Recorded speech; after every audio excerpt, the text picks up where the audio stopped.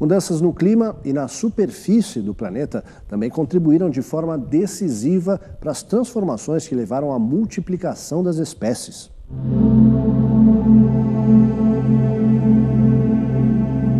Para os cientistas, ao evaporar com o calor, o gelo derretido se transformava em nuvens que viravam chuva.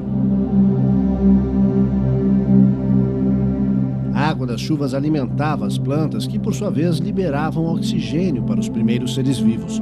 Essa cadeia alimentar era enriquecida pelo fósforo armazenado durante milhões de anos e que, após o degelo, corria para os rios, lagos e oceanos, onde era absorvido pelos minúsculos seres. Altas concentrações de fósforo turbinaram a cadeia alimentar, segundo o professor Noah Planavsky, da Universidade de Yale, que localizou vestígios desse componente em amostras geológicas da era glacial.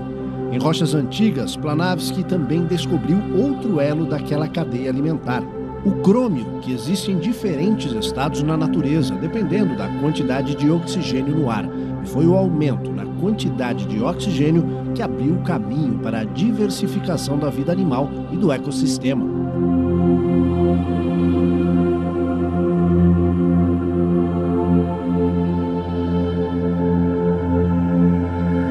Hoje, para congelar toda a água da Terra, você precisa acabar com o efeito estufa, porque é o efeito estufa que faz com que a Terra tenha água no estado líquido. Então, tratar o efeito estufa como vilão é ruim. Se você acabar com o efeito estufa, você acaba com a vida na Terra. Então, o que você está vendo precisa de água.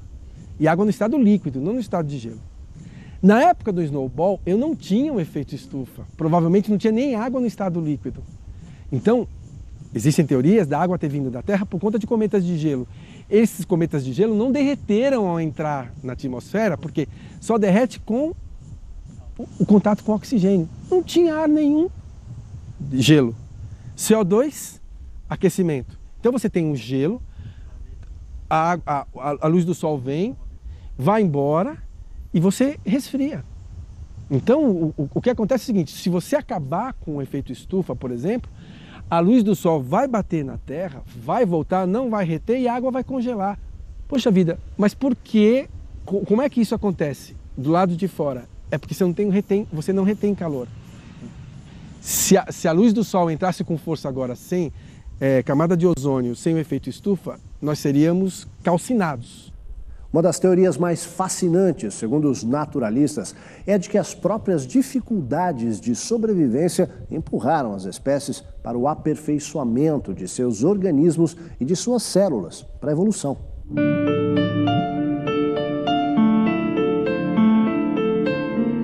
Foi assim que as células começaram a assumir funções específicas. Por exemplo, as células do fígado, dos músculos e do sangue.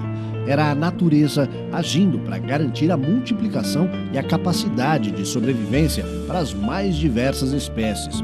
Essa transformação deu origem a animais cada vez mais diferentes e sofisticados. Quanto maior o número de células, maior sofisticação, que vinha acompanhada da necessária adaptação ao habitat natural.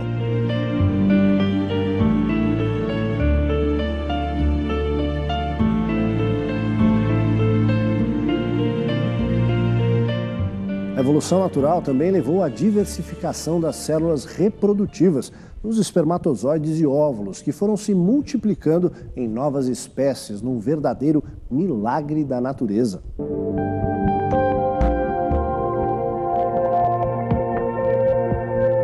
Outra mudança significativa transformou a superfície do planeta na medida em que a era glacial se desfazia. As plantas, que não dependem de células reprodutivas, explodiam pelos diversos pontos do globo terrestre, aproveitando o oxigênio e o fósforo liberado pelas chuvas e pelo gelo. Pela fórmula mágica criada pela natureza, se multiplicavam a partir das próprias raízes e do caule. Já o mais antigo fóssil de um animal mais complexo data de 560 milhões de anos.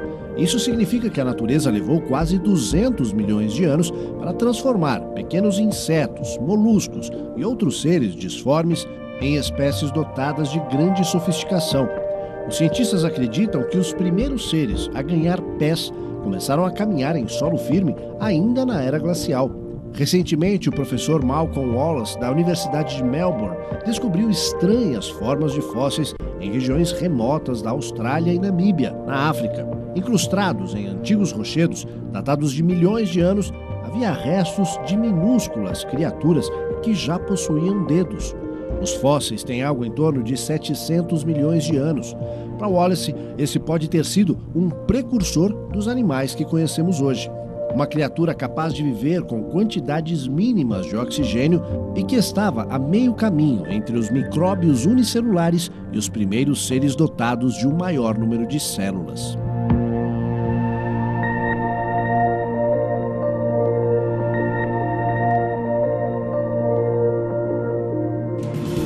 Em instantes, como já dissemos, o planeta nem sempre foi esse que a gente conhece, mas grandes predadores levaram outras espécies a se tornarem mais ágeis e inteligentes. A gente volta já.